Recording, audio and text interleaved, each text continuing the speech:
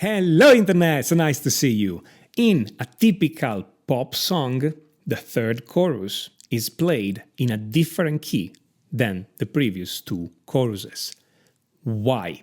There is a very specific reason for that. Knowing this reason, you know when to do it, when not to do it, and also what kind of key change you want to apply in that situation. This, as we're going to cover right now, it's very important information for any kind of songwriter. If you write songs or you want to write songs, what we're going to talk about right now, it's an absolutely must-know information. A student asked me about all that, and I'm going to show you the answer I gave him. All right. So my question is when and how, or even why, to use modulations in songs, like without just randomly sticking it there. You definitely don't want to stick modulation randomly in a song. I think we all agree on that.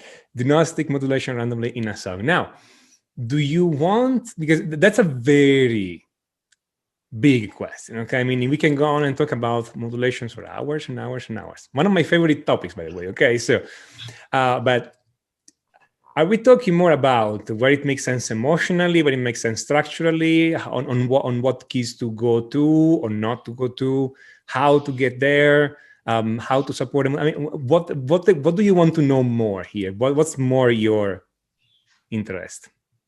That's a good question. I think maybe more on the expressional side of things. Like, okay. Why would you enter a modulation? I mean, in a pop song, yeah, they go up, a whole step and stuff. That's pretty obvious. But like in more instrumental songs, yeah, in pop song the modulation is used because they use a lot of repetition. In pop song the modulation is used because they use a lot of repetition. Okay, so if you start repeating the same verse, the same chorus, and then the same chorus again, etc., when the chorus come back for a third time, because the typical structure is verse, chorus, bridge, chorus. Okay, so when the chorus come back after the bridge, it may sound a bit flat in a sense. It's the same thing you've heard already twice, okay? And you had the bridge, which is a variation thing. So the bridge is typically very different from verse or chorus. Again, typically, not always, but there is something different in the bridge with respect to verse and chorus. Otherwise, we wouldn't be calling it bridge. We would be calling it a verse or chorus, okay?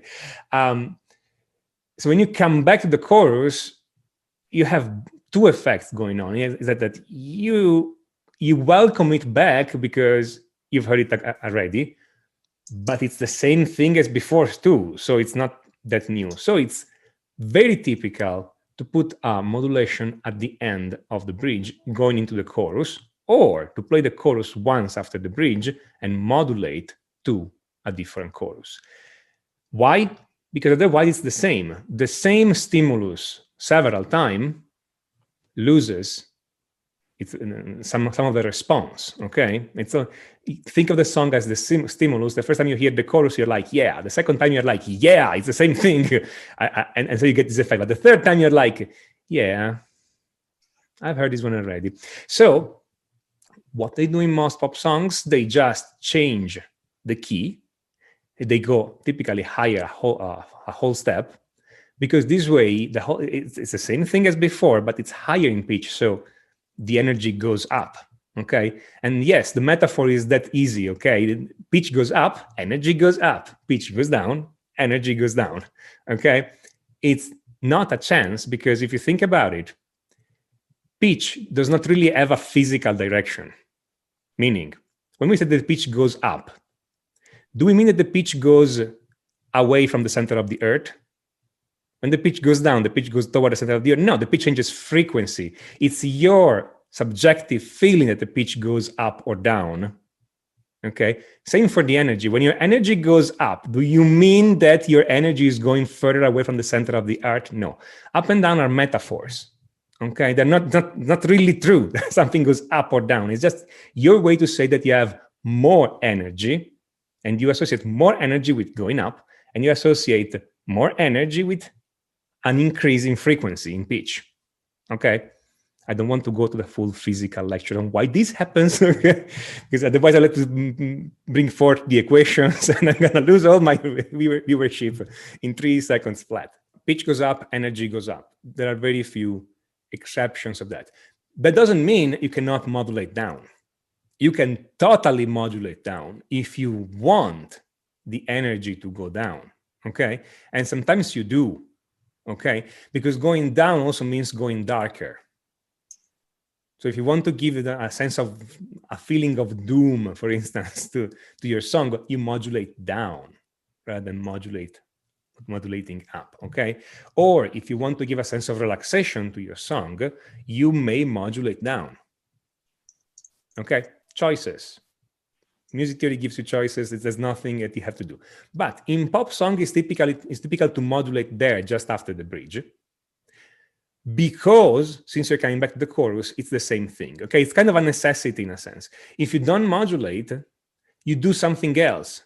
You add more instrument, you add a second voice, the drummers are busy, the drummer is busier. There must be something to make the third chorus more exciting. Otherwise, it doesn't work.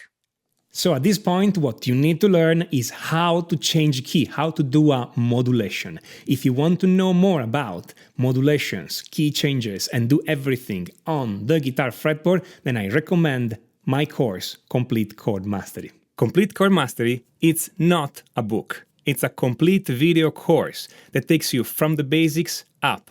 We do everything you need to know about harmony and chords on your guitar. All the theory is done straight on the fretboard. There is no theory for the sake of theory here. Everything is immediately practical and everything is developed through exercises so you know how to apply these immediately on your guitar. If you have just a minute, click on the link on the top right to check out Complete Chord Mastery. If you like this video, smash on that like button and don't forget to subscribe and click on notification, otherwise YouTube will not let you know when I put up a new video. And if you have any comment, feedback, suggestions, write them down in the comment. I enjoy reading from you and I make videos on your suggestions. This is Tommaso Zilio of musictheoryforguitar.com, and until next time, enjoy!